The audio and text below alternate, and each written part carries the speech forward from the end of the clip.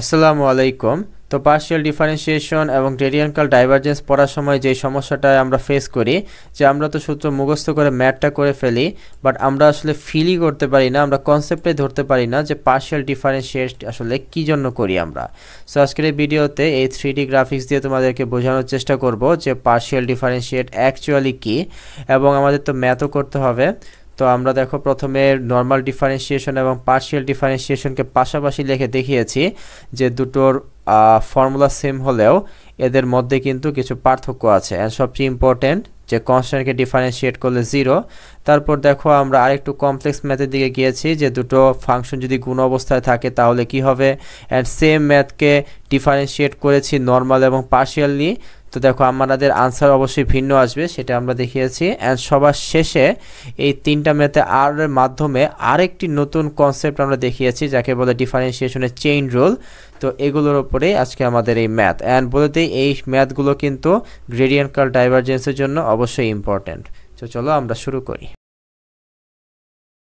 আচ্ছা, তো এখানে এফ যেহেতু এক্স এবং ওয়াইয়ের ফাংশন, সো বুঝতেই পারছো যে এক্স এবং ওয়াইকে যদি আমি চেঞ্জ করি তাহলে এই ফাংশনটার মান কিন্তু চেঞ্জ হয়ে যাবে, এফ এর মান চেঞ্জ হয়ে যাবে। সো এই ব্যাপারটাই আমি এই বিন্দুতে দেখিয়েছি। দেখো আমি তখন ধরো এই বিন্দুতে আছি, তখন আমি এক্স এর মান সামান্য একটু চেঞ্জ ঘটিয়েছি, অ্যান্ড সেই চেঞ্জটা হচ্ছে ডেল্টা এক্স। এক্সের সামনে এই চিহ্নটাকে আমরা বলি ডেল্টা। সো আমি যদি এক্সের ডেল্টা এক্স পরিমাণ চেঞ্জ ঘটাই তাও কিন্তু দেখো এফ একটু চেঞ্জ হয়ে যাচ্ছে, অ্যান্ড ওয়াইয়েরও যদি আমি ডেল্টা ওয়াই পরিমাণ চেঞ্জ ঘটাই বা পরিবর্তন ঘটাই তাও দেখো ডেল্টা এফ, অর্থাৎ এফ এর পরিবর্তন হচ্ছে ডেল্টা এফ। সো এই ব্যাপারটা আমি যদি তোমাদেরকে একটু ভালো মতো বোঝাই যে আসলে আমরা বুঝতে চাই যে এক্স তো আমরা পরিবর্তন ঘটাচ্ছি, কিন্তু কতটুকু পরিবর্তন, আমরা কতটুকু পরিবর্তন ঘটাবো সেটা একটু বুঝতে হবে। সো খেয়াল করে দেখো ডেল্টা এক্স ডিএক্স এবং এই ডেল্টা এক্স দুটার মধ্যে কিন্তু একটু পার্থক্য আছে। এই ডেল্টা এক্স মানে হচ্ছে যে কোনো পরিবর্তন, ঠিক আছে, ধরো এক্স এর মান 2 একক বৃদ্ধি পেল, সো ডেল্টা এক্স হচ্ছে 2। কিন্তু এই ডিএক্স আর এই ডেল্টা এক্স কিন্তু যেন তেন পরিবর্তন না, এই ডিএক্স হচ্ছে খুবই ক্ষুদ্র পরিবর্তন, ঠিক আছে, অতি ক্ষুদ্র পরিবর্তন, এবং এই ডেল্টা এক্সও হচ্ছে অতি ক্ষুদ্র পরিবর্তন। কতটা পরিবর্তন এটা আমি ভিডিও শেষে এক্সপ্লেন করব, বাট আপাতত জেনে রাখো খুবই ক্ষুদ্র পরিবর্তন। এখন তোমাদের মনে হতে পারে যে এই ডিএক্স এবং এই ডেল্টা এক্স তাহলে তো দুটো সেম হয়ে গেল। না, দুটো কিন্তু সেম না।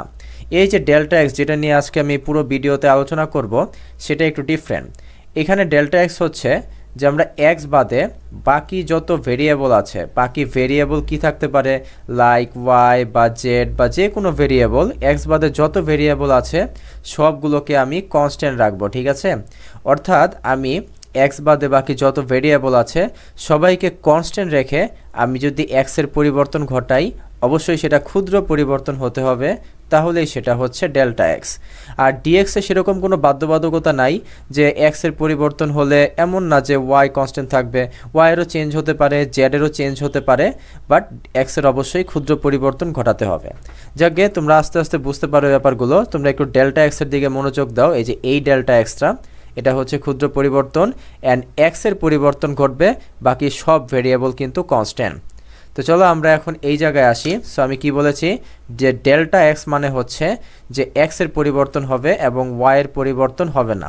তো আমরা এই ওয়াইটাকে অমিট করে দেই, নেগলেক্ট করে দেই। তাহলে খেয়াল করে দেখো আমি এরকম একটা চিত্র পাচ্ছি যেখানে আমি এক্সের পরিবর্তন ঘটানোর জন্য আমি এফ এর একটা খুবই ক্ষুদ্র পরিবর্তন ডেল্টা এফ পেয়েছি। আচ্ছা, তোমরা কি বুঝতে পারছো যে আমি এক্স অক্ষ বরাবর ডান দিকে গেলে ওয়াই যে কনস্ট্যান্ট থাকে, এই ব্যাপারটাও তোমাদেরকে একটু বুঝিয়ে দেই। দেখো আমি এরকম একটা এক্স অক্ষ এবং ওয়াই অক্ষ আঁকলাম। এখন ধরো যে তুমি এই পয়েন্টে আছো, ঠিক আছে, অ্যান্ড এই পয়েন্টে ওয়াইয়ের মান হচ্ছে 5, এক্সের মান যে কোনো কিছু ধরলাম 1। এখন তুমি যদি 2 গড় ডান দিকে যাও তাহলে এক্সের মান হয়ে যাবে হচ্ছে 3। কিন্তু খেয়াল করে দেখো তো আগের পয়েন্ট এবং শেষ পয়েন্ট দুটো পয়েন্টে কি ওয়াইয়ের মান সেম না? অর্থাৎ আমরা যদি এক্স অক্ষ বরাবর মুভ করি তাহলে আমরা বলতে পারি যে ওয়াই কিন্তু কনস্ট্যান্ট থাকে। সো ঠিক একইভাবে আমরা যদি এইভাবে এক্স অক্ষ বরাবর ডান দিকে যাই, সো ওয়াইটা কনস্ট্যান্ট থেকে জাস্ট এক্সের সাপেক্ষে ওয়াইয়ের কিছু চেঞ্জ হয়ে গেছে। অ্যান্ড এটা নিয়ে এখন আমরা একটা ম্যাথ করব। দেখো যে আমরা কি করেছি, ওয়াইকে কনস্ট্যান্ট রেখেছি, তাই না, অ্যান্ড ওয়াইকে কনস্ট্যান্ট রেখে এক্স এর খুবই ক্ষুদ্র ডেল্টা এক্স পরিবর্তন ঘটিয়েছি, অ্যান্ড এক্স এর পরিবর্তন যদি ক্ষুদ্র হয় এফ এরও তো তাহলে খুবই ক্ষুদ্র ডেল্টা এফ একটা পরিবর্তন হবে স্বাভাবিক। এখন আমরা যদি এক্স এর একক পরিবর্তন ঘটাই ওই পয়েন্টটাতে, তাহলে দেখো এফ এর পরিবর্তন হবে হচ্ছে delta F by delta x.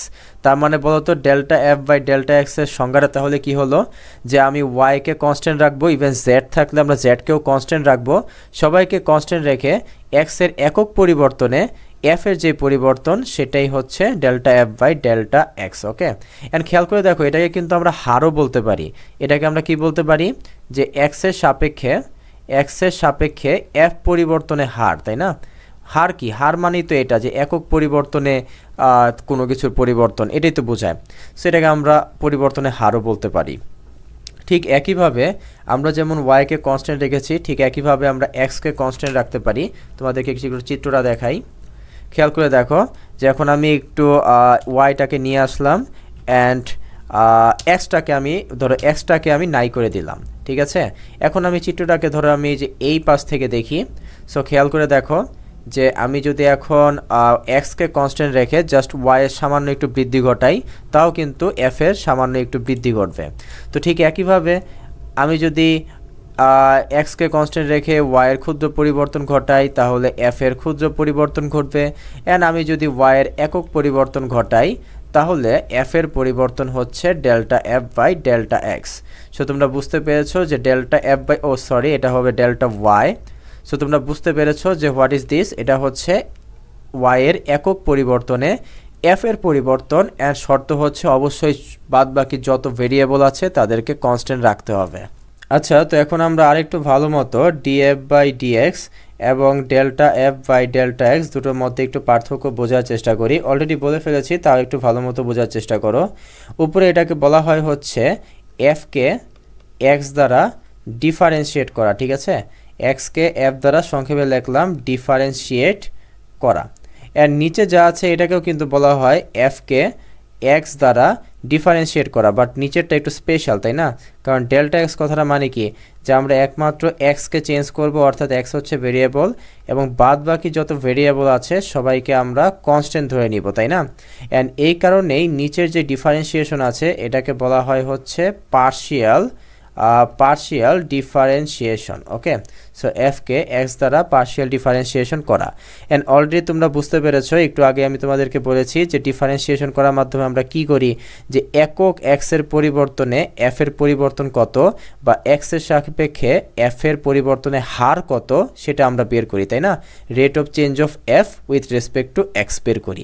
যাকে ওটা বড় কথা না, আমরা এখনই দেখব যে এই দুটোর মধ্যে পার্থক্য, দুটোর মধ্যে ফর্মুলা পার্থক্য এবং আরও কিছু পার্থক্য ম্যাথ দিয়ে তোমাদেরকে দেখাবো। সো এখন আমি চলো দুটো ফর্মুলা নিয়ে কথা বলি। ধরে নিলাম যে এফ এর মান হচ্ছে C X to the power N. খুবই সিম্পল, দেখো এফ জাস্ট এক্স এর ফাংশন, তাই না? এখন আমি একটা কাজ করব, ডিএফ বাই ডিএক্স বের করার চেষ্টা করব, ঠিক একইভাবে delta F by delta X বের করার চেষ্টা করব। তো স্বাভাবিক আমি এই লিখলাম ডি বাই ডিএক্স, এবং এখানে এফ এর যে ভ্যালু আছে সেটা আমি বসিয়ে দিই C X to the power N. ঠিক একইভাবে এখানেও আমি একটা কাজ করি, এফ এর ভ্যালুটা বসিয়ে দেই C X to the power N. এখন কথাটা একটু মন দিয়ে শোনো যে এটার ফর্মুলাটা আসলে কি হবে। সামনে যে সহগ আছে কনস্ট্যান্ট একটা সহগ, সেটা সি এর মতোই থাকবে। এক্স এর উপরে যে পাওয়ার আছে এন সেটা সামনে চলে আসবে, এবং উপরে পাওয়ার কি হবে, এক কমে যাবে। এখানেও কিন্তু সেম, যে সামনের সহগটা সহগের মতোই থাকবে, উপরে পাওয়ার সামনে আসবে এবং উপরে পাওয়ার এক কমে যাবে। তোমাদের মনে হতে পারে যে ভাই এটা কি করলেন, কিছুই তো বুঝলাম না। অ্যাকচুয়ালি এটা হচ্ছে হায়ার ম্যাথের একটা ফর্মুলা, ঠিক আছে? অ্যান্ড এই ফর্মুলা প্রমাণ করতে হলে তোমাদেরকে হায়ার ম্যাথের ক্যালকুলাসের প্রথম চ্যাপ্টার লিমিট পড়তে হবে, কিন্তু দরকার নাই তোমাদেরকে। তোমরা যদি এই ফর্মুলার প্রমাণ না জেনেও জাস্ট এই ফর্মুলাটা কীভাবে অ্যাপ্লাই করতে হয় সেটা জেনে সামনে প্রসিড করো, তোমাদের কোনো সমস্যা হবে না। পরবর্তীতে আমি যদি এই ম্যাথের এই সূত্রের প্রমাণের উপরে কোনো ভিডিও বানাই তো ইনশাল্লাহ ডিসক্রিপশনে দিয়ে দিব, বাট কোনো সমস্যা হবে না, চিন্তা নিও না। এখন চলো আমরা একটু কয়েকটা এক্সাম্পল দেখি, যে ডি বাই ডিএক্স ধরে নিলাম 5 এক্স স্কোয়ার, ঠিক আছে। একে আমরা ডিফারেন্সিয়েট করব। ঠিক একইভাবে আমরা দেখব যে 5x স্কোয়ারকে পার্শিয়াল ডিফারেন্সিয়েট করলে, অর্থাৎ x এর মান কনস্ট্যান্ট রেখে যদি ডিফারেন্সিয়েট করি তাহলে কি হবে। তো ফর্মুলা সিম্পল, 5 এর মতোই থাকবে, উপরে পাওয়ার সামনে আসবে এবং উপরে পাওয়ার দেখো 1 কমে ফাইনাল আনসার হয়ে গেছে 10x। ঠিক একইভাবে পার্শিয়াল ডিফারেন্সিয়েট করলেও 5 এর মতোই থাকবে, উপরে পাওয়ার সামনে আসবে এবং উপরে পাওয়ার 1 কমলে 10x। এখন তোমাদের মনে হতে পারে হ্যাঁ দুইটা তো আনসার সেম আসলো, তাহলে নর্মাল ডিফারেন্সিয়েশন আর পার্শিয়াল ডিফারেন্সিয়েট করা কি সেম হয়ে গেল? ব্যাপারটা কিন্তু একদমই তা না, তোমাদেরকে আমি এখনই বোঝাচ্ছি, ঠিক আছে। দুটো কিন্তু সেম না। তার আগে আরেকটা জিনিস একটু মাথায় রাখো, যে আমি যদি মনে করি এমন হয় যে f হচ্ছে একটা কনস্ট্যান্ট, ধরে নাও f হচ্ছে 5, ওকে, জাস্ট একটা কনস্ট্যান্ট। দেখো f কিন্তু x এরও ফাংশন না, y এরও ফাংশন না, জাস্ট একটা কনস্ট্যান্ট। সো এখন যদি আমি ডিফারেন্সিয়েট করি তাহলে কি হবে তোমরা একটু বোঝার চেষ্টা করো, ওকে। সো আমি একটা কাজ করি, আমি f এর মানটা বসিয়ে দিলাম 5, ঠিক আছে। এখন দেখো তুমি কি ডিফারেন্সিয়েট করতে পারবে? আমার তো এখানে একটা x two the power n টাইপের কিছু লাগবে, তাই না? সো এখানে আমি x two the power n কীভাবে আনবো? দেখো তো আমি মনে মনে বলতে পারি না যে 5 এর সাথে একটা 1 গুণ অবস্থায় আছে, অ্যান্ড 1 সমান সমান আমি লিখতে পারি x টু দি পাওয়ার 0, তাই তো? আবার একটু দেখো যে আমি এখানে কি করেছি, f এর মান বসিয়েছি 5, ওকে। তারপর আমি কি করলাম যে 5 এর সাথে একটা 1 গুণ দিলাম, অ্যান্ড 1 মানেই হচ্ছে x টু দি পাওয়ার 0। ঠিক একই কাজটা আমরা এখানেও করি, ধরো delta f by delta X, and আমি f এর মানটা আমি বসিয়ে দিলাম 5, খেয়াল করে দেখো 5 বসিয়ে দিলাম, এখানে মনে মনে একটা 1 গুণ অবস্থায় আছে, অ্যান্ড 1 মানেই হচ্ছে x two the power 0, okay. Formula আগের মতোই, 5 এর মতোই থাকবে, উপরে পাওয়ার সামনে আসবে এবং উপরে পাওয়ার 1 কমে যাবে। সো 0 গুণ হলে আনসার হয় হচ্ছে 0, ঠিক আছে। নর্মাল ডিফারেন্সিয়েট তার মানে দাঁড়ালো কি, আমি যদি কোনো একটা কনস্ট্যান্টকে, দেখো f যদি একটা কনস্ট্যান্ট হয় তাহলে তাকে ডিফারেন্সিয়েট করলে আনসার হয় হচ্ছে 0। কেন 0 হয় সেটার কারণ হচ্ছে, আচ্ছা এটা আগে সলভ করে দেখি। আমি যদি পার্শিয়াল ডিফারেন্সিয়েটও করি তাও দেখবে 0ই আসবে। কারণ কি? কারণ 5 এর মতোই থাকবে, এই উপরে পাওয়ারটা সামনে আসবে, উপরে পাওয়ার 1 কমে যাবে, তো দেখো 0 গুণ হয়ে 0। সো কেন এই কাজটা হলো দেখো তো, আমরা কি পড়েছিলাম যে এদিকে তাকাই, delta X by delta F জিনিসটা অ্যাকচুয়ালি কি, যে আমরা এক্স এর পরিবর্তন ঘটাবো অ্যান্ড দেখবো যে এফ এর কি পরিমাণ পরিবর্তন ঘটেছে, তারপর ডেল্টা এফকে ডেল্টা এক্স দ্বারা ভাগ দিয়ে দিব, তাই না? অ্যান্ড দেখো তো আমি এক্স এর পরিবর্তন ঘটালাম, এফ এর কি কোনো পরিবর্তন ঘটেছে? অর্থাৎ এফ এর যে ক্ষুদ্র পরিবর্তন সেটা কি 0 না? স্বাভাবিক, কারণ এফ তো কনস্ট্যান্ট, এফ তো চেঞ্জ হচ্ছে না।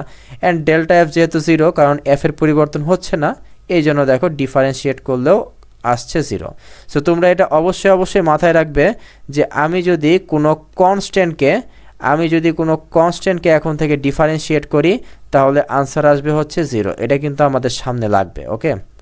আচ্ছা, আমরা অ্যাকচুয়ালি আসলে করতে চাচ্ছিলাম কি, আমরা দেখাতে চাচ্ছিলাম যে এখানে যদিও দুটোর আনসার সেম চলে আসছে, মানে নর্মাল ডিফারেন্সিয়েশন এবং পার্শিয়াল ডিফারেন্সিয়েট করে আনসার সেম চলে আসছে, বাট সব ক্ষেত্রে কিন্তু সেম হবে না। যেমন এই ম্যাথটার দিকে তাকিয়ে দেখো, এটা হচ্ছে dy dx, ধরলাম x plus y plus Z, এবং আমরা যদি পার্শিয়াল ডিফারেন্সিয়েট করি x plus y plus Z, দুটোর আনসার কিন্তু সেম আসবে না, ঠিক আছে। দেখো এটাকে ডিফারেন্সিয়েট করলে কি হয়, প্রথমে এই অপারেটরটাকে x এর উপরে অ্যাপ্লাই করো, তাহলে দেখো ddx x, ওকে। তারপরে এই অপারেটরটাকে y এর উপরে অ্যাপ্লাই করো, সো তারপরে আমি লিখলাম এইভাবে। ঠিক একইভাবে এই অপারেটরটাকে z এর উপরে অ্যাপ্লাই করো, যে dy dx ইন্টু z। আচ্ছা ভালো কথা, এটাকে কি বলে? এটাকে বলা হয় হচ্ছে অপারেটর, ওকে। একে বলা হয় ডিফারেন্সিয়াল অপারেটর এবং একে বলা হয় হচ্ছে পার্শিয়াল ডিফারেন্সিয়াল অপারেটর। যদিও এগুলোর নাম না জানলেও চলবে, এগুলো তোমরা হায়ার ম্যাথে অনেক ভালো মতো শিখবে, ওকে। আচ্ছা, তোমাদের এখন এত কঠিন নাম না বলে তোমাদের প্যারা না দেই, আমি একটু তোমাদের কনসেপ্টটা একটু বোঝানোর চেষ্টা করি। ঠিক একইভাবে ডান পাশেও তুমি লিখবে delta by delta X X, তারপর ডেল্টা ভাগ delta X Y plus delta by delta X Z. এখন একটু বোঝার চেষ্টা করো, আমরা কি বলেছিলাম যে পার্শিয়াল ডিফারেন্সিয়েট মানে কি, যে এক্সটা হচ্ছে ভেরিয়েবল এবং বাকিরা কি, বাকি ওয়াই এবং জেড হচ্ছে কনস্ট্যান্ট, তাই না? অ্যান্ড কনস্ট্যান্টকে ডিফারেন্সিয়েট করলে যেন কত হয়, একটু আগেই আমরা দেখলাম কনস্ট্যান্টকে ডিফারেন্সিয়েট করলে হয় 0, অর্থাৎ এই পার্টটা হয়ে যাবে 0 এবং এই পার্টটা হয়ে যাবে হচ্ছে 0, ঠিক আছে। অ্যান্ড এই পার্টটা কি হবে, দেখো ডেল্টা এক্সকে ডেল্টা এক্স দিয়ে কাটাকাটি করলে আসবে কত, 1। যদিও আমি কিন্তু কথাটা ভুল বলছি, ঠিক আছে? তোমাদের মনে হইতে পারে এরা মনে হয় ভগ্নাংশ, এরা কিন্তু ভগ্নাংশ না। বাট তুমি যদি ভগ্নাংশের মতো চিন্তা করো এবং একে এটা দিয়ে কেটে দাও, তাও কিন্তু মানে মনে রাখার জন্য বললাম আর কি, যে তুমি যদি এই কাজটা করো আনসার দেখবে যে 1ই আসবে। আচ্ছা 1 আসে কিনা একটু আরেকবার দেখি 1 আসে কিনা।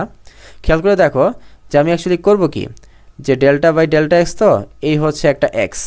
সো আমি এক্সকে ডিফারেন্সিয়েট করতে চাই, দেখো তো এর উপরে পাওয়ার কি 1 আছে না, এন উপরে পাওয়ার সামনে আসবে, এন উপরে পাওয়ার কি হয়ে যায় 1 কমে যায়। সো খেয়াল করে দেখো 1 1 তো 1ই, আর এক্সের উপরে পাওয়ার হচ্ছে 0, আর এগুলো তো 0, এগুলো না লিখলেও চলবে।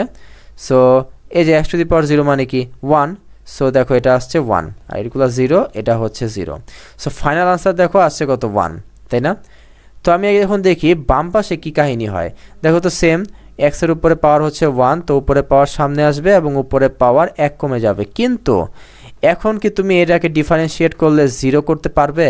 পারবে না কিন্তু, কারণ নর্মাল ডিফারেন্সিয়েশনের কনসেপ্টটা কি, এক্স তো ভেরিয়েবল, সাথে সাথে ওয়াই এবং জেড এরাও কিন্তু ভেরিয়েবল, তাই না? অর্থাৎ সবারই কিন্তু চেঞ্জ হচ্ছে, অর্থাৎ এটাকে তুমি ডিফারেন্সিয়েট করতে পারবে না, এটা এটার মতোই থাকবে। অ্যান্ড জেডকেও তুমি ডিফারেন্সিয়েট করতে পারবে না, এটা এটার মতোই থাকবে। ফাইনাল আনসার পাওয়া যাবে 1 plus DY by DX plus DZ by DX, ঠিক আছে? সো খেয়াল করে দেখো দুটোর আনসার কিন্তু সেম হয়নি। আচ্ছা, তো আমরা সামনে আরও কিছু কমপ্লেক্স ম্যাথ করব, বাট তোমাদেরকে না ওই যে একটু আগে যে ম্যাথগুলো করালাম সেটা করার আরেকটা সুন্দর টেকনিক শিখিয়ে দেই। দেখো ডি বাই ডিএক্স, তারপর এখানে কি ছিল, ধরলাম 5 ইন্টু এক্স স্কোয়ার। ওকে, তো আমরা বলেছিলাম কি যে এটার ফর্মুলা হচ্ছে 5 এর মতোই থাকবে, উপরে পাওয়ার সামনে আসবে এবং উপরে পাওয়ার 1 কমে যাবে, তাই তো? মানে ব্যাপারটা হচ্ছে কি, এক্স স্কোয়ারের সামনে যে কনস্ট্যান্টটা বা সহগটা আছে সেটার উপরে আমাদের এই এক্সের কোনো হাতই নেই, এই ডিফারেন্সিয়েশন সহগের উপরে কোনো হাতই দিচ্ছে না। এটাকে চাইলে কিন্তু আরেকভাবেও করা যায়। কিভাবে? দেখো ডি বাই ডিএক্স এরপর 5x স্কোয়ার, দেখবে আনসারটা সেম আসবে। যেহেতু আমাদের এই ডিফারেন্সিয়েশনটা এই সহগের উপরে হাতই দিচ্ছে না, সহগের উপরে কোনো ইফেক্টই ফেলছে না, সো একে আমি ডিফারেন্সিয়েশনের ভেতরে রেখে করব কি, একে আমি বাহিরে বের করে দিই, ঠিক আছে? So D by DX X square. আমি কি বলেছি তোমরা কি বুঝতে পারছো? যে আমার যেহেতু এই সহগটাকে ডিফারেন্সিয়েট করাই যাচ্ছে না, মানে ডিফারেন্সিয়েট করলে সহগটা সহগের মতোই থাকতেছে, সো একে ভেতরে রেখে লাভ কি, একে আমি বাইরে বের করে দেই, জাস্ট আমি এক্স স্কোয়ারটাকে ডিফারেন্সিয়েট করবে।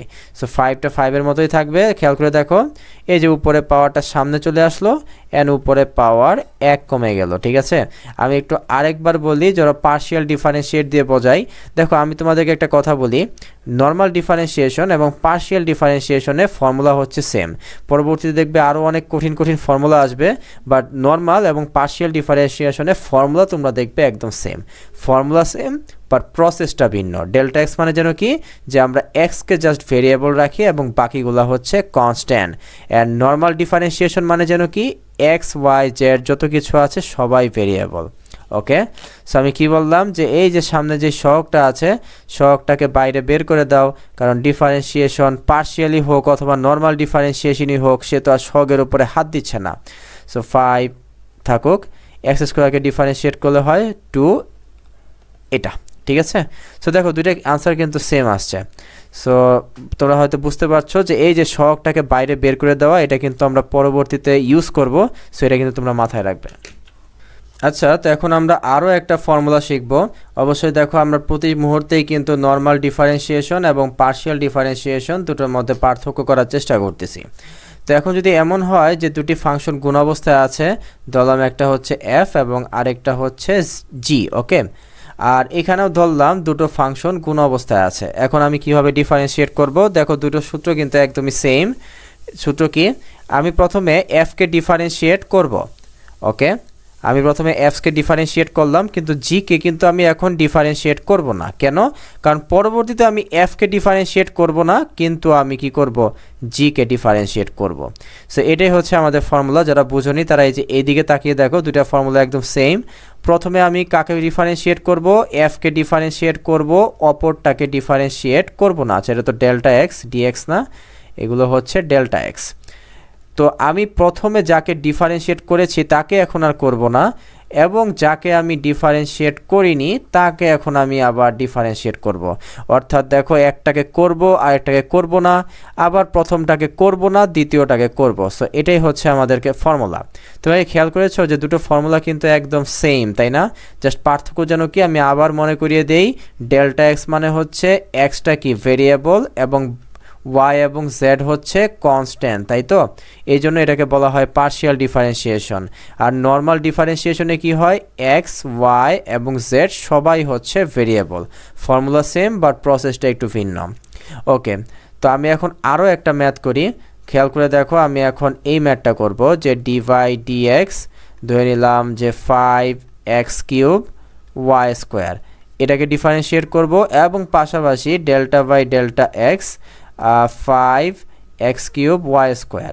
দেখো দুইটাকে ডিফারেন্সিয়েট করলে এখনও দেখবে আনসারটা ভিন্ন আসছে। আমি প্রথমে এটাকে ডিফারেন্সিয়েট করি। দেখো খেয়াল করে দেখো, 5 তো কনস্ট্যান্ট, তাই না? সো আচ্ছা, আমি তোমাদেরকে আরেকটা কথা বলি, 5 তো কনস্ট্যান্ট, তাই তো? সো কনস্ট্যান্টের উপরে যেহেতু ডিফারেন্সিয়েশন কোনো হাত দিচ্ছে না, অর্থাৎ সহগটা দেখো সহগের মতোই রয়ে গেছে, তো তুমি চাইলে কিন্তু এই 5টাকে বাম পাশে নিয়ে আসতে পারো এবং এরপর ডিফারেন্সিয়েট করতে পারো হচ্ছে x³ y²কে। এই কাজটা আমি কেন করলাম, কারণ দেখো সহগ তো সহগের মতোই থাকে, সো একে ভেতরে লেখা যেই কথা বাইরে লেখাও তো একই কথা, তাই না? ওকে, সো 5টা 5-এর মতোই থাক। আমি এখন কি করব, দেখো দুটো জিনিস গুণ অবস্থায় আছে, সো প্রথমটাকে আমি এখন ডিফারেন্সিয়েট করব, তাহলে হবে হচ্ছে 3x² এবং দ্বিতীয়টাকে আমি অক্ষত রাখবো, ঠিক আছে? আচ্ছা, তো যেহেতু তোমরা প্রথম আমি একটু ভেঙে ভেঙে করাই। দেখো আমি কি করব, যে প্রথমে x³ ডিফারেন্সিয়েট করব কিন্তু y² আমি করব না। এরপরে আমি x³ করব না, কিন্তু আমি কাকে ডিফারেন্সিয়েট করব, y² ডিফারেন্সিয়েট করব। সেকে যদি আমি সিম্পলিফাই করে লিখি, দেখো উপরে পাওয়ার সামনে চলে আসবে এবং উপরে পাওয়ার 1 কমে যাবে। ওকে, অ্যান্ড খেয়াল করে দেখো তো, আমি কি এটাকে ডিফারেন্সিয়েট করব, আমি কি y এর কোনো ভ্যালু জানি? আমি তো জানি না, সো এটাকে আমি এইভাবেই রেখে দিলাম, কারণ দেখো আমি তো আসলে y এর কোনো ভ্যালু জানি না। সো এটাই হচ্ছে আমাদের আনসার। কিন্তু ডান পাশে একটু গন্ডগোল আছে, বলতো ডান পাশে ডেল্টা এক্স মানে যেন কি x হচ্ছে ভেরিয়েবল আর বাকিগুলা এখানে y হচ্ছে কনস্ট্যান্ট। সো আমি একটা কাজ করি, কনস্ট্যান্টগুলোকে সামনে লিখি, এই যে 5 হচ্ছে কনস্ট্যান্ট এবং y² কনস্ট্যান্ট, তাই না? আর x³ হচ্ছে ভেরিয়েবল। কি যেন বলেছিলাম যে 5y² হচ্ছে সহগ, তো সহগ তো সহগের মতোই থাকে, সেটাকে ভেতরে লেখা যেই কথা বাইরে লেখাও একই কথা। আমি এখন 5 এবং y² দুইজনকেই দেখো বাইরে বের করতে পারছি, অ্যান্ড ভেতরে আমি লিখতে পাচ্ছি হচ্ছে x³কে। দেখো এই কাজটা কিন্তু আমরা এখানে করতে পারিনি, আমরা জাস্ট 5 কনস্ট্যান্টটাকে বাইরে বের করতে পারলেও y²টাকে বাইরে বের করতে পারিনি, কারণ এখানে x এবং y দুইজনেই হচ্ছে ভেরিয়েবল। কিন্তু দেখো পার্শিয়াল ডিফারেন্সিয়েশনে যেহেতু yটা কনস্ট্যান্ট, সো আমি বাইরে বের করে দিয়েছি।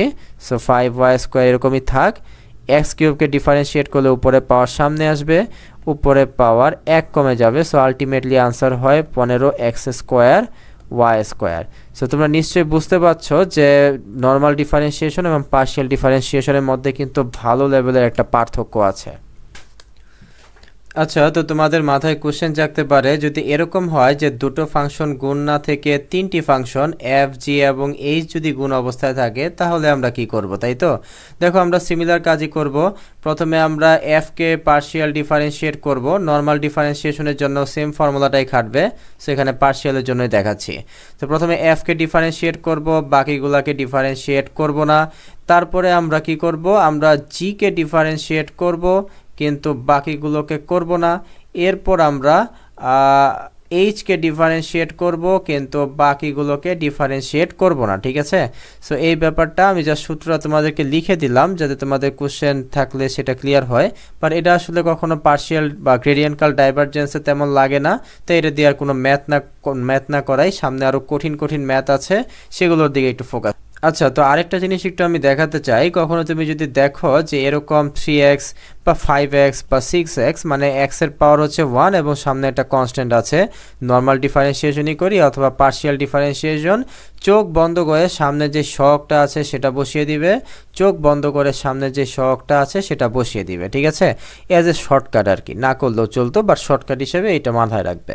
আর আনসারটা যে আমাদের ঠিক আছে কিনা চলো আমরা একটু চেক করে দেখি। ফর্মুলাটা কি ছিল, যে সামনে সহগটা সহগের মতোই থাকবে, এন্ড উপরে যে পাওয়ার আছে দেখো x এর পাওয়ার 1 সামনে চলে আসবে এবং উপরে পাওয়ার 1 কমে যাবে, তাই না? এন্ড খেয়াল করে দেখো যে x টু দি পাওয়ার 0 সমান তো 1, সো ফাইনাল আনসার হচ্ছে 3। সো এখন থেকে আমরা বুঝতে পারলাম যে কখনো তুমি যদি দেখো 5x কে ডিফারেন্সিয়েট করতে বলছে বসিয়ে দিবে 5, কখনো যদি তুমি দেখো যে -10x কে ডিফারেন্সিয়েট করতে বলছে বসিয়ে দিবে -10। কিন্তু যদি এমন হয় যে 10 ধরলাম x², এখন কিন্তু এটা আর 10 এর সমান হবে না, কারণ দেখো এখানে পাওয়ার কিন্তু 1 না। ওকে, সেটা মানে শর্টকাট হিসাবে আর কি মাথায় রাখতে পারো। আচ্ছা, তো এখন যা বলবো সেটা একটু কঠিন, বাট সেখানে যাওয়ার আগে আরেকটু কয়েকটা জিনিস দেখাই। দেখো এতক্ষণ তো জাস্ট আমরা x নিয়ে কথা বলেছি, এখন দেখি অন্য কিছু করা যায় কিনা। ধরে নিলাম 5x³ y², দেখো আগের ম্যাথটাই দিলাম 5x³ y²। দেখি তো একে আমরা y দ্বারা ডিফারেন্সিয়েট করব। প্রথমে আমরা নর্মালি ডিফারেন্সিয়েট করব y দ্বারা, অ্যান্ড এরপর আমরা পার্শিয়ালি ডিফারেন্সিয়েট করব 5x³ প্লাস y²কে। সো দেখো নর্মাল ডিফারেন্সিয়েশন মানে কি, y তো অবশ্যই ভেরিয়েবল, সাথে সাথে x ও ভেরিয়েবল, তাই না? তাহলে তুমি জাস্ট কি করতে পারবে, এই 5টাকে বাইরে বের করতে পারবে, কারণ ডিফারেন্সিয়েশন সামনে সহগের উপরে কোনো ইফেক্ট সৃষ্টি করতে পারে না, ঠিক আছে? তো দেখো এখানে x³ তারপরেই হচ্ছে y²। তো 5 এর মতোই থাক। আমরা কি করব, প্রথমটাকে এখন ডিফারেন্সিয়েট করব। ওকে, প্রথমটাকে ডিফারেন্সিয়েট করলাম, দ্বিতীয়টাকে ডিফারেন্সিয়েট করব না। এখন আমরা প্রথমটাকে ডিফারেন্সিয়েট করব না, কিন্তু এই যে দ্বিতীয়টাকে যাকে আগে অক্ষত রেখেছিলাম তাকে এখন আমি ডিফারেন্সিয়েট করব। ওকে, সো এখন খেয়াল করে দেখো আমরা তো x আর y এর মধ্যে কোনো সম্পর্ক জানি না, সো এটাকে এইভাবে রাখা ছাড়া আমাদের কাছে আর উপায় নাই। আর y² তো y²ই, x³ এর মতোই থাক। আর দেখো আমরা চাইলে y দ্বারা y কে ডিফারেন্সিয়েট করতে পারি, উপরে পাওয়ার সামনে আসবে এবং উপরে পাওয়ার 2 থেকে কমে 1 হয়ে যাবে, তাই না? কিন্তু দেখো তো আমরা এখানে কি করতে পারি, 5 এখানে, আচ্ছা এখানে দেখো তো যে আমরা ডেল্টা y মানে কি, আমরা এখানে পরিবর্তন ঘটাচ্ছি y এর, অর্থাৎ এখানে ভেরিয়েবল হচ্ছে y এবং বাদ বাকি x এবং z যদি থাকতো তাহলে এরা সবাই হচ্ছে কনস্ট্যান্ট। সো 5টাকে বের করে দেই, ইভেন xটাকেও আমরা বের করে দেই, জাস্ট ভেতরে পড়ে থাকবে হচ্ছে y এর টার্মগুলো। ওকে ওকে, 5x³ সো y কে যদি ডিফারেন্সিয়েট করি উপরে পাওয়ার সামনে আসবে এবং উপরে পাওয়ার 1 কমে যাবে। সো আলটিমেট আনসার হচ্ছে এটা। ওকে, এটা খুবই ইজি ছিল, অ্যান্ড তুমি চাইলে কিন্তু z দ্বারাও ডিফারেন্সিয়েট করতে পারতে, সেটা তোমরা নিজেরা করতে পারবে, সমস্যা নেই, বা সামনে আরও অনেক ম্যাথ আছে। আমরা এখন একটু কঠিন একটা কনসেপ্টের দিকে যাই, তোমরা সেটা একটু মন দিয়ে শোনো। দেখো যদি এমন হয়, আমি একটা উদাহরণ দিয়েই দেখাই। ওকে, আমি একটা উদাহরণ দেই। ধরে নাও আমি প্রথমে নর্মাল ডিফারেন্সিয়েট করতে চাই, কাকে করতে চাই, ধরে নাও তুমি তো x² এর ডিফারেন্সিয়েট পারো, তাই না? তো ধরো 5x² এর ডিফারেন্সিয়েট পারো, এই যে সামনের 5টা 5 এর মতোই থাকে, তারপর উপরে পাওয়ার সামনে আসে এবং উপরে পাওয়ার 1 কমে যায়, এটাই তো আমাদের ফর্মুলা ছিল। অথবা তুমি চাইলে এইভাবেও চিন্তা করতে পারো যে এই যে 5 কনস্ট্যান্ট, এই কনস্ট্যান্টটাকে বাইরে বের করে দাও। ওকে, আমি কনস্ট্যান্টটাকে বাইরে বের করে দিলাম, এরপর 5 এর মতোই থাকবে, উপরে পাওয়ার সামনে আসবে, উপরে পাওয়ার কি হবে, 1 কমে যাবে। দেখো আনসার কিন্তু সেমই আসে। কিন্তু আমি যদি এখন এই কাজটা করি, ধরো এটা আরেকটা কোশ্চেন, 5x² এর জায়গায় এখন ধরো আছে হচ্ছে 3x + 2, এরপরে এখানে স্কোয়ার আছে। এখন তোমরা কি করবে সেটা হচ্ছে কোশ্চেন। সো এটার জন্য তোমাদের হায়ার ম্যাথে একটা সুন্দর ফর্মুলা আছে যেটাকে বলা হয় চেইন রুল। তো ফর্মুলাটা প্রমাণ আর এখানে না দেখাই, তোমাদেরকে অ্যাপ্লাই করাটা শিখাই। ওকে, দেখো একটু মন দিয়ে শুনে, এটা একটু কঠিন লাগতে পারে। দেখো 5 এর মধ্যেই থাকবে, অর্থাৎ কনস্ট্যান্টটাকে তুমি বের করে দাও, কনস্ট্যান্টটা বাইরে চলে যাক, আমরা জাস্ট এই যে এই পার্টটাকে ডিফারেন্সিয়েট করব। সো এটা একটু কঠিন লাগতে পারে, একটু মন দিয়ে শোনো। ওকে, কথা হচ্ছে যে এই পার্টটুকুতে আমাদের থাকা উচিত ছিল কত, x, তাই না? কিন্তু এখানে কি x আছে? x তো নাই, তাই আমরা মনে মনে ধরে নিব এই পার্টটুকু হচ্ছে x। যদি আমরা মনে মনে ধরে নেই যে এই পার্টটুকু হচ্ছে এক্স, তাহলে কি দাঁড়াচ্ছে? তাহলে দাঁড়াচ্ছে যে ডিফারেন্সিয়েট অফ এক্স স্কোয়ার। তো এক্স স্কোয়ারকে কীভাবে ডিফারেন্সিয়েট করতে হয় এটা তো আমরা সবাই জানি, যে কি করতে হয়, যে উপরে পাওয়ারটা সামনে আসে এবং উপরে পাওয়ার 1 কমে যায়। ওকে, কিন্তু দেখো তো যাকে আমি এক্স ধরেছিলাম সে কি আসলে এক্স না? তো সে তো এক্স না। তো যাকে ভুলে আমি এক্স ধরেছিলাম তাকে এখন আমি আবার ডিফারেন্সিয়েট করে ফেলবো। ওকে, আরও কয়েকটা এক্সাম্পল দিয়ে তোমাদের কাছে ইজি লাগবে, বাট এটা একটু মন দিয়ে শোনো। তো ফাইনালি আনসার হয় হচ্ছে 10, এখানে হয় 3x + 2, অ্যান্ড তোমরা এই যে এটাকে ডিফারেন্সিয়েট করবে, দেখবে যে 3xকে ডিফারেন্সিয়েট করলে 3 আসবে এবং কনস্ট্যান্টকে ডিফারেন্সিয়েট করলে আসবে হচ্ছে 0। আমি আরেকটা এক্সাম্পল দিই তোমাদেরকে একটু সহজে বোঝানোর জন্য। ধরে নিলাম যে 10√x² + y² + z²। এখন ধরো তুমি এটাকে পার্শিয়াল ডিফারেন্সিয়েট করতে চাও। সাপোজ আমি পার্শিয়াল ডিফারেন্সিয়েট করতে চাই, ফর্মুলা আসলে একই, যে 10 এটা তো কনস্ট্যান্ট, এটাকে আমি বাইরে বের করে দেই। তারপর খেয়াল করে দেখো আমি একটু এটাকে সুন্দর করে সাজিয়ে লিখি, সেটা হচ্ছে x² + y² + z², উপরে পাওয়ার হচ্ছে হাফ। এখন খেয়াল করে দেখো তো, যদি এখানে এত বড় একটা টার্ম না থাকে, জাস্ট এক্স থাকতো, তাহলে আমাদের খুবই সুবিধা হয়ে যেত না? কারণ আমরা তো সবাই জানি যে আমরা যদি x⁻½ ডিফারেন্সিয়েট করি তাহলে উপরে পাওয়ার সামনে আসবে এবং উপরে পাওয়ারটা 1 কমে যাবে। কিন্তু এখানে তো এক্স নাই, তো আমরা মনে মনে ধরে নিলাম এটা হচ্ছে এক্স। সো এক্স যদি হয় তাহলে কি হবে? সেম উপরে পাওয়ার সামনে আসবে এবং এই যে উপরে পাওয়ারটা 1 কমে যাবে। কিন্তু এই যে যাকে আমরা এক্স ধরেছিলাম সে কি আসলেই এক্স? সে তো এক্স না, তাই না? সে তো এক্স না।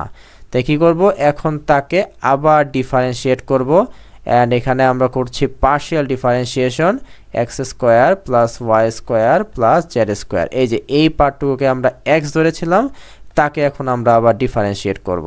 সো প্রথম সহগটা হয় 5x² + y² + z², হাফ থেকে 1 বিয়োগ দিলে হয় -½ আর দেখো এই যে x² ডিফারেন্সিয়েট করলে হয় 2x। কিন্তু দেখো তো y এবং z এরা কি? আমরা কিন্তু এখন পার্শিয়াল ডিফারেন্সিয়েট করছি। পার্শিয়াল ডিফারেন্সিয়েট করা মানে কি? যে x হচ্ছে ভেরিয়েবল এবং y এবং z কনস্ট্যান্ট, তাই না? অ্যান্ড কনস্ট্যান্টকে ডিফারেন্সিয়েট করলে যেন কত হয়? কনস্ট্যান্ট তো চেঞ্জ হয় না, অর্থাৎ x এর সাপেক্ষে যেহেতু কনস্ট্যান্টগুলো চেঞ্জ হচ্ছে না, তার মানে ডিফারেন্সিয়েট করলে হয় হচ্ছে 0। সো y² করলেও 0, কারণ y যদি চেঞ্জ না হয়, y যদি কনস্ট্যান্ট হয়, y² তো কনস্ট্যান্ট। সো y² ডিফারেন্সিয়েট করলে 0, ইভেন z² ডিফারেন্সিয়েট করলেও 0। সো ফাইনাল আনসার আছে 5x² + y²। আচ্ছা তুমি চাইলে এটাকে সাজিয়ে লিখতে পারো, ঠিক আছে? দেখো তো আমরা চাইলে এই পার্টটুকু লিখতে পারি এইভাবে, x² + y² + z²। হাফের জন্য রুট আসছে আর মাইনাস থাকার জন্য 1/ইনভার্স হয়ে গেছে আর কি। আর এখানে আসছে 2x। তোমরা চাইলে এই 2টাকে 5 এর সাথে গুণ দিয়ে 10 বানিয়ে ফেলতে পারো। ওকে, চলো দেখি আমরা আরও কোনো ম্যাথ করতে পারি কি না। দেখো আমরা তো নর্মালি পার্শিয়াল ডিফারেন্সিয়েশন শিখতে চাই। সো আমি পার্শিয়াল ডিফারেন্সিয়েশন দিয়ে এখন সবগুলো ম্যাথ করি। সো একটা ম্যাথ দেখো, এটা তোমাদের গ্রেডিয়ান্ট বা কার্ল বা ডাইভারজেন্স কোনো এক জায়গায় লাগবে এটা। সো দেখো এই কাজটা আমাদেরকে করতে হতে পারে, যেরকম বড় একটা টার্ম আছে আর নিচে হচ্ছে x² + y² + z²। সো একে আমাদেরকে পার্শিয়াল ডিফারেন্সিয়েট করতে হবে। সো একটু কঠিন লাগতে পারে তোমাদের, বাট আমি দেখো তোমাদের সহজ করে বুঝিয়ে দেই। প্রথমে আমি এটাকে একটু সিম্পলিফাই করি। কিভাবে? এই তো x এর মতোই থাক, এই যে এই xটা, আর x² + y² + z², x² + y² + z²। দেখো তো এর পাওয়ারটা কত? প্রথমত √ওভার থাকার জন্য এখানে একটা হাফ আসবে, কিন্তু সে তো নিচে আছে, তাই না? ভাগ আকারে আছে, অ্যান্ড ভাগ আকারে থাকার জন্য সামনে একটা মাইনাস চলে আসবে। তোমরা তো জানো যে 1/x⁴ সমান কি? x⁻⁻, তাই না? সো নিচে থাকলে সামনে একটা মাইনাস চলে আসে, তো সেই হিসেবে এখানে সামনে একটা মাইনাস আসছে।